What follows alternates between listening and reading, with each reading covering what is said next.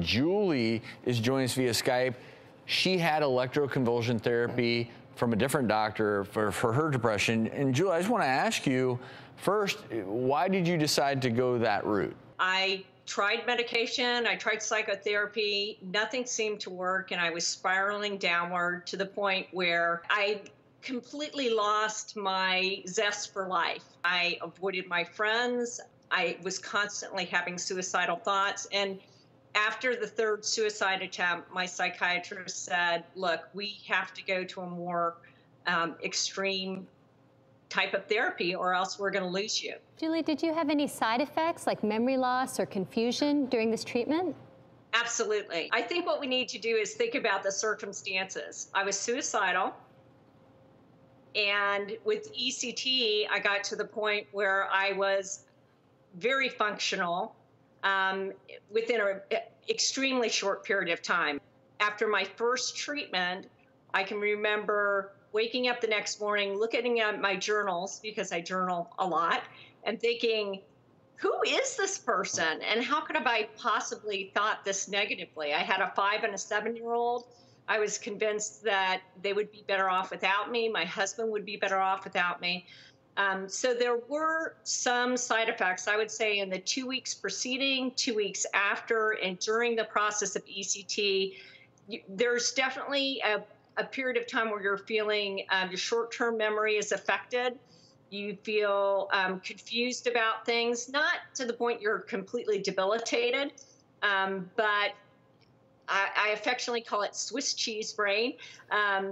You're just not real clear. And some of that may be due to the anesthesia as well. I'm curious really quickly, in your case, before we say goodbye, if you had, looking back, has that clarity come back to you, but also how did your depression evolve from that point moving forward after the ECT therapy? My depression really went away after ECT.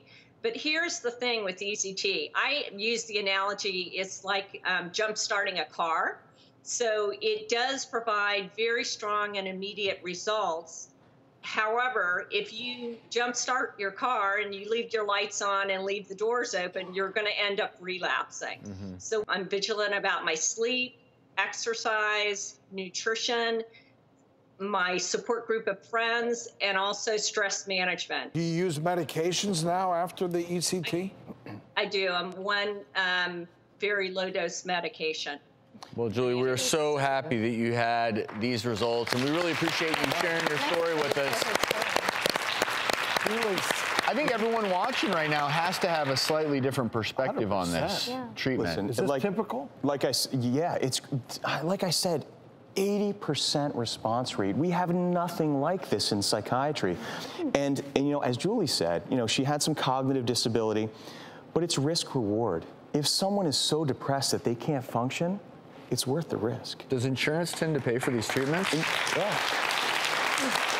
This is 100% FDA approved. It's NICE approved. Insurance pays for the treatments. It's just so unfortunate that what happened in the 1950s, 60s, and 70s is given it a bad rap, and you know. And really quickly, we only have a few seconds left. If you're someone out there battling severe depression, and Julie mentioned suicidality, there was no hope, completely hopeless, how do you get connected with the right type of facility to do this? Is this one of those things where you've got to go to one of the bigger academic centers? Most of the large hospital systems have ECT. Of course, the big academic centers, you know, Harvard, Mass General, Hopkins, they all have it, but even some small community hospitals have it as well. So it's just important to make an appointment, see if you're a candidate for it. You get a full medical workup, just as if you were going for an endoscopy. You'd have to get a full medical workup, right? But you'd be very surprised at how many hospitals offer this.